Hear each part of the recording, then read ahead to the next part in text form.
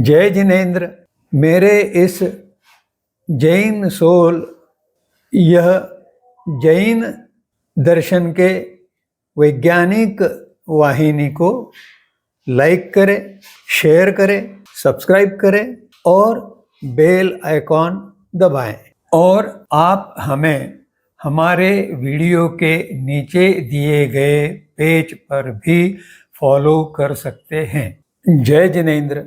आधुनिक पदार्थ विज्ञान अर्थात फिजिक्स में किसी वस्तु के गुण या गुणधर्म एक ही वर्गीकरण में बताए जाते हैं, परंतु अध्यात्म विद्या अर्थात मेटाफिजिक्स में जो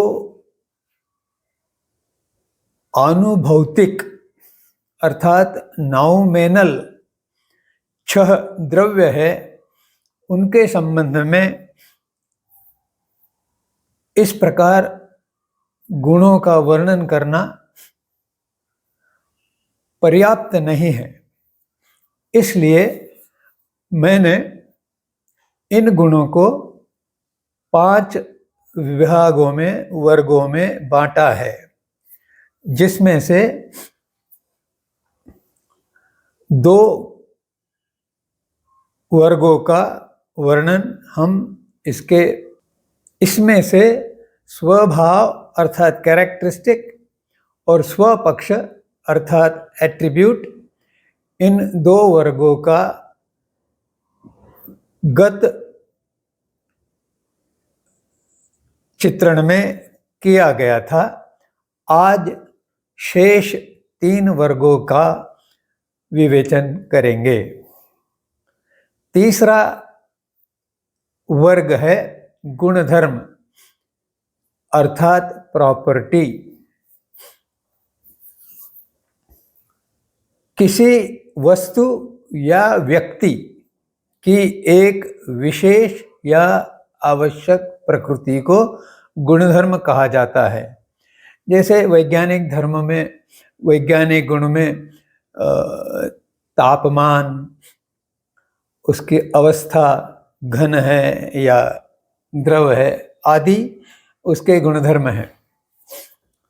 जैसे जड़ी बूटियों में औषधीय गुण होते हैं, यह एक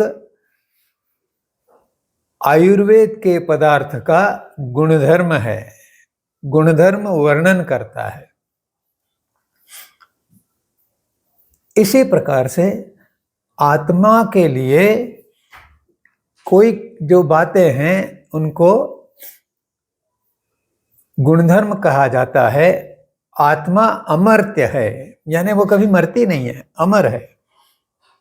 वह अवर्णनीय है, उसका वर्णन करना असंभव है, परंतु कुछ तुलनाओं द्वारा उसे समझाने का प्रयास किया जाता है। अनुकंपा अर्थात कंपैशन, यह अनुकंपा गुण हरेक आत्मा में होता है और इसी के कारण वह श्रेष्ठ अवस्था अर्थात मुक्ति पा सकता है।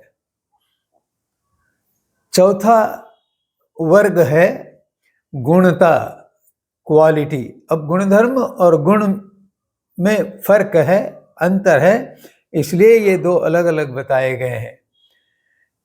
इसकी व्याख्या कर बताते हुए कहा गया है, किसी वस्तु या व्यक्ति संबंधित आंतरिक और बाह्य विशेषता जो उसकी अच्छाई का वर्णन करती है। यह दृश्य भी हो सकता है, अदृश्य भी हो सकता है। भौतिक वस्तु के संबंध में वह दृश्य पहलू है और अनुभौतिक वस्तु के संबंध में वह अदृश्य पहलू है। जैसे अदृश्य ध्वनि के लिए श्रवणीय जो बात है उसका वर्णन करते हुए व्यावहारिक उदाहरण बताया गया है। ध्वनि की गुणवत्ता अच्छी है, गुणता यानी क्वालिटी अच्छी है, लेकिन यह शोर रहित नहीं है। इसमें नॉइज तो अभी है, कुछ शोर है, नॉइज है, इसे गुणता कहते हैं। जब शोर रहित ध्वनि होती है तो उसकी ओर आकर्षण बढ़ता है। इसी प्रकार आत्मा की गुणता बताते हुए उपयोग और समानुभूति इस प्रकार के दो गुण अभी बताए गए हैं। उपयोग अंग्रेजी में इसे कॉग्निशन कहा जाता है, जो वस्तु की ओर देखते ही, पदार्थ की ओर देखते ही मनुष्य के मस्तिष्क में कुछ परिचय होता है। यह वर्णन नहीं किया जा सकता, दिखाई नहीं देता, इसलिए अदृश्य है। अदृश्य आत्मा का उपयोग, यह क्वालिटी अदृश्य है। इस उपयोग क्षमता के कारण ही व्यक्ति जो देखता है उसके संबंध में विचार, तर्क, मनन, चिंतन कर सकता है और ज्ञान की प्राप्ति कर सकता है। जो गुणधर्म अनुकंपा बताया था, उसका एक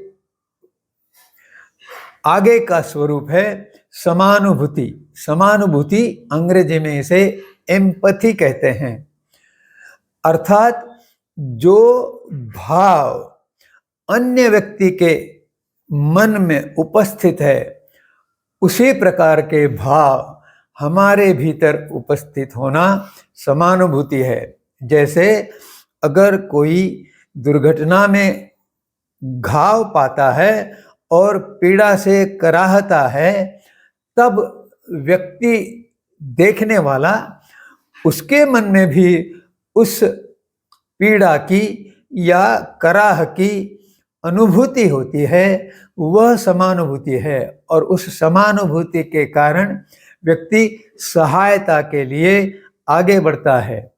समानुभूति सहानुभूति से भिन्न है। सहानुभूति में केवल पीड़ा के लिए कुछ शब्दों का प्रयोग किया जाता है, लेकिन समानुभूति में उस पीड़ा का अनुभव स्वयं करते हुए उस व्यक्ति को सहायता करने की इच्छा जागृत होती है और वह सहायता करने के लिए प्रवृत्त होता है।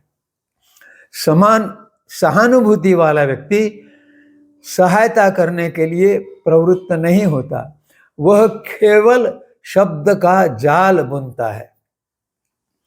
और तीसरा और अंतिम जो वर्ग है वह है स्वरूप।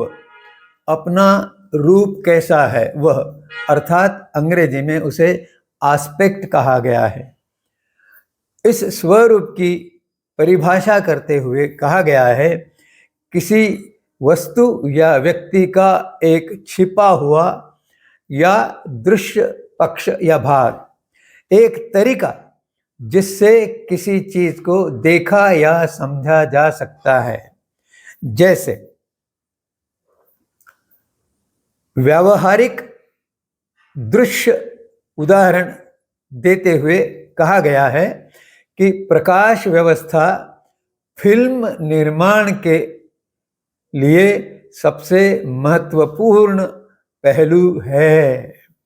अगर प्रकाश व्यवस्था अच्छी नहीं हुई तो फिल्म की गुणता अच्छी नहीं होगी, यह सभी को ज्ञात है।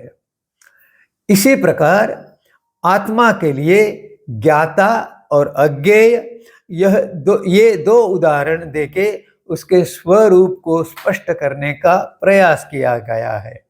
ज्ञाता अर्थात जो जानता है, जो समझता है। मनुष्य समझता है, जानता है, इसका अर्थ यह नहीं कि उसके शरीर उस ज्ञान को प्राप्त करता है। वह जो आत्मा उसके भीतर उपस्थित है, वही आत्मा ज्ञान प्राप्त करने की क्षमता रखता है। हम भी यह ज्ञान प्राप्त नहीं कर सकता, क्योंकि अहम अर्थात मैं या स्व या आत्म, वह भी आत्मा के कारण निर्मित होता है। अगर शरीर में आत्मा नहीं है तो सेल्फ या स्व या आत्म भी उत्पन्न नहीं हो सकता। अतः वह ज्ञाता जो आत्मा है, वह ज्ञानमय जो स्वरूप है, वह आत्मा का स्वरूप है। और आत्मा अज्ञेय है, अर्थात वह जाना नहीं जा सकता, परंतु जानने का प्रयास किया जा सकता है, कुछ उपमाओं द्वारा, कुछ तुलनाओं द्वारा, कुछ भेदों द्वारा। इस प्रकार आत्मा का स्वरूप बहुत क्लिष्ट है, बहुत कॉम्प्लेक्स है, बहुत गहन है, अज्ञेय है। इस विवेचन को यहीं समाप्त करते हुए मैं आपसे प्रार्थना करता हूँ कि अपनी शंकाओं और संदेहों को निराकरण करने के लिए कमेंट सेक्शन द्वारा मुझे प्रेषित करें, जिससे मैं आपकी शंकाओं का, संदेहों का निवारण कर पाऊँगा। जय जिनेंद्र।